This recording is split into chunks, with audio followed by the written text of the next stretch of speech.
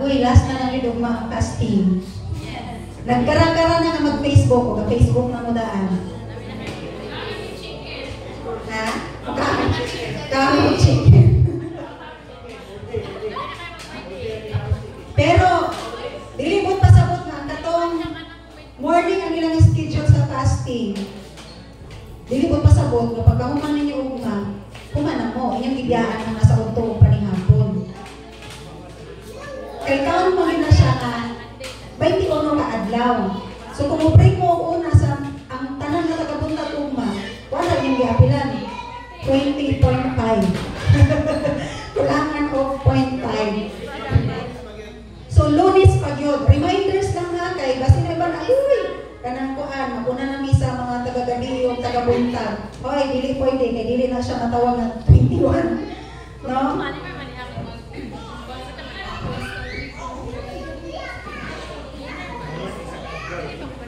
Umanon yun. So, Lunes pa. So, dito, atong celebration dito sa balay nilang Teach April. Ay, birthday man na niya.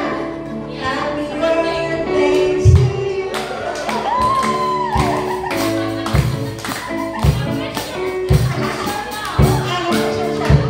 Joke lang, pero pwede tinutuan. So, Kawyang Teach, Kawyang. Bata pa pa. 29 daw, plus 10. Unsa tong team ni Pastor Ramay sa una, 40 is the new 20. So, happy na. Okay na nga, manglingkod sa mo, mag-share ako sa Word of God. Kay basin mangalay ang inyong mga katiilan niya. So, pwede na mahulaman ang inyong mga dalunggan. Amen. So, ang word sa Lord, grabe ka common, pero pwede pa sa mga maglingkod. Grabe ka common, pero ingon pa sa ang tagline sa Royno, pahinumdum sa tanan. Pagbantay sa tanan nga mangunguot. Bantay ang inyong mga bag. So sa ato apod, pagbantay kay hapit na mahuman ang fasting, basin relax na punta. So ingon ang pulong sa Ginoo sa John chapter 15 verse 5. Kinsay na kami memorize ani? I am the vine, you are the branches. If a man remains in me, and I in him, he will bear much fruit. Apart from me, you can do nothing. So, happy na mo ba ng atong fasting? Karon ang ato ang pagduol sa Lord. Although na ay mga circumstances na mo arise na dili pabor sa ato kay naaman ta sa fasting, medyo ba or hugot yun ang ato ang paggunit sa Ginoo, luag-luag, hugot, muluag pero mahugot rapod kay grabe man ang ato ang pagduol sa atong mga pag-ampo diha sa Ginoo. Pero say magka-question tanongan, ngano pag dili mag-declare og lahi ang atong pagdudot sa Lord sa dihang mag-declare ta og fasting kaysa dili ta declare on fasting. Murag relax lang pag walay fasting, ang prayer okay na. No, wala lang daw sa waay lang. Unya pag madamagan dayon og dili maayo nga mga adlaw sa kinabuhi. Mo na dali ra pud ta madagma. Madagma man gyud ta pero dugay mo bangon kay usahay ato apang at di ba pag usahay ka ng pagmadagma ka kay ato ang unang buhat kay mulingi-lingi matag na abay nakakita ay hata mo bangon. Why not dili na lang mo bangon kuno makita pag ina pa kay nakakita, no? Kay kung makita nato nga nay nakakita sa atong pagdadagma, diyan na dayta mo bati og kaulaw. Pero why not, ngayon ka man mo, bangon na yun, ayaw naglingi, kay kabalo ko nga na nakakita diyan na, maulaw yun ka. Pero nga no, yun pa, ang sa ato apod, makatunog na gali o pog sa iro, simuton pa yun kay basig taho. Kabalong baho, simuton pa yun, murag anak ba? Ingon ana ang kinaiya nato as nagkinabuhian ni nga kalibutan. But the Lord reminds us that siya ang vine, we are the branches. If a man remains in me and I in him, I will bear much he will bear much fruit. Apart from me, you can do nothing. No branch survives without the vine. Wala yo'y sanga nga mo survive kung ma-disconnect yun siya sa vine. So kung nakakita mo or kamo mismo namutol sa inyong mga kabulakan or kahoy-kahoy nga nadaplin sa inyong balay, pila lang kaadlaw nga mahimo siyang green. Green man siya pagkahuman nimo, tuskig pag mga dahon, pero pagkataod-taod nga moagi na ang init, mag-anam siya og galaylay. Green pag ihapon siya, pero maatag pila kaadlaw, musugod siya ka brown, hangtod na dili na gyud siya maitsura. So a branch that is cut off may maintain its greenness for a while, but it is dead from the moment that is cut off.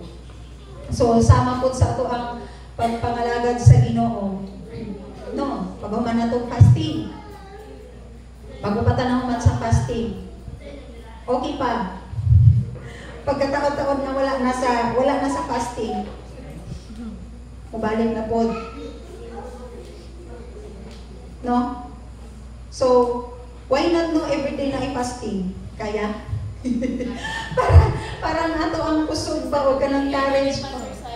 O, katong ingon pa ni Pastor Cyrus sa meeting ba nga namong giapilan about sa vision casting, ning-declare din siya kay siya may na-assign sa kanang prayer anak na event sa May 1 and 2. So ning-suggest dayon siya dito nga mag-declare daw of 40 days na fasting. So ning kanang pagtingog si Pastor Michael nga ayaw po Pastor Cyrus, wala pa galing ikaw man sa among 21 days, grabe ka naman.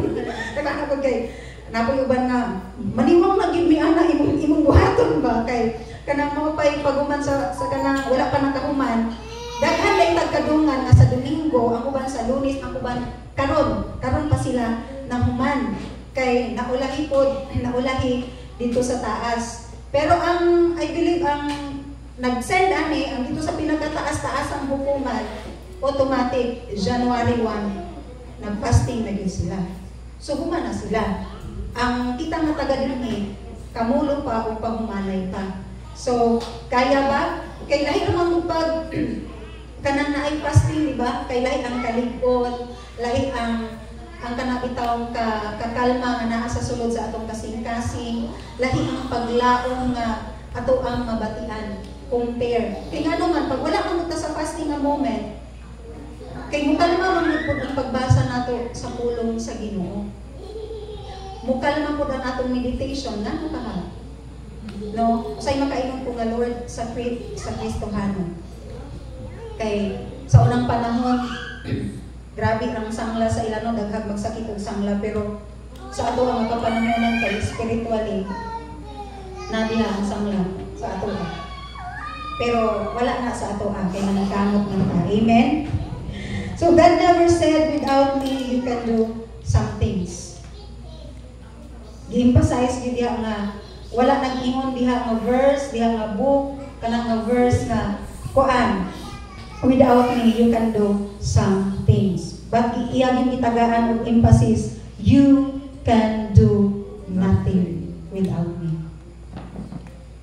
Naaman tayo mabungat, pero usay makaingon ta nga daghan og sayo, daghan dili maayo kung wala yun ang pag-uban sa Ginoo. So if you want to know the helplessness of a branch, cut it off from the vine. So kung gusto daw kuno ka, murag eksperimentohan ba nga, di unsa pag yun, makuan aning branches kung wala yun sa vine.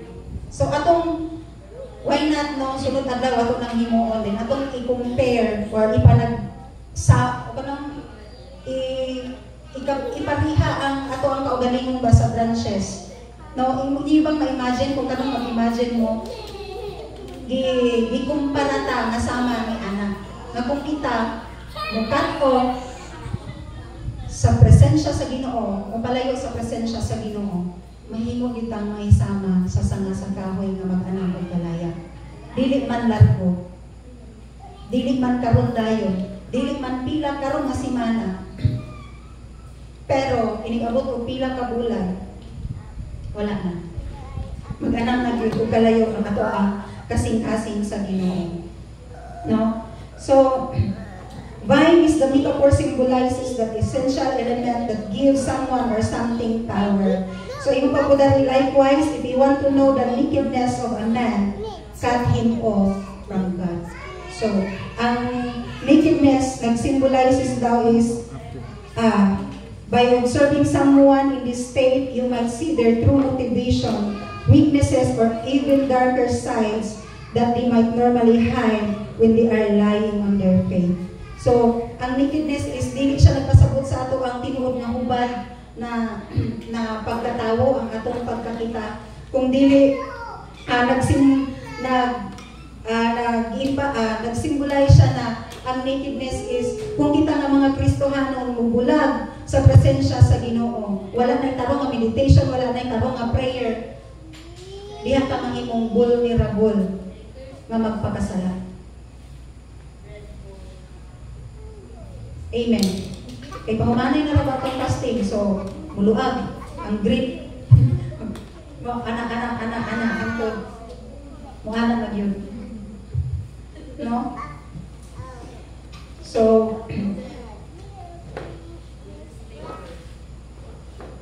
only those who cleave to the Lord remain alive. So, only those who join diha sa Ginoo remain alive. So, ang ato ang mga pagtuo, alive, kung padayon ta nga pamakiglang bigit diha sa Ginoo, dili ta mo bulag, magpabiling buhi ang atong pagtuo, paglaom, pagsalig, no? Magpabiling buhi ang ato ang paglaom. So, accomplishment is only possible through permanent relationship with God.